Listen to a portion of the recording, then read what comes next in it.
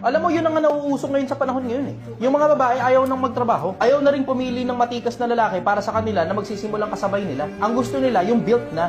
Eto mabigat. Babae, ganun ka? Tignan mo, yung lalaki ganun din. Tama.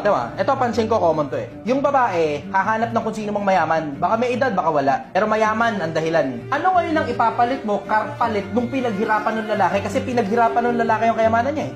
Diba? Inabaan niya yung utak niya, ginalingan niya, nilupitan niya, tinindihan niya. Ngayon, he is reaping the fruit of his labor. Diba? Tapos ngayon, ikaw ngayon, makikisawsaw ka doon sa fruit of labor ng lalaki. Ano ipapalit mo? Pet mo? Yung kapirasong butas, yun na yun? Yun ang kapalit nun.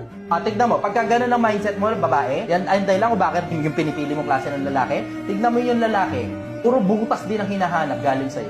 Ito mas mabigat, pag yung butas mo luma na, hahanap na ibang butas yan. Tapos sasabihin mo ngayon, babaero yung lalaki. Malamang, pinili mo yan, tapos wala ka namang kayang ipalit bukod sa butas mo eh.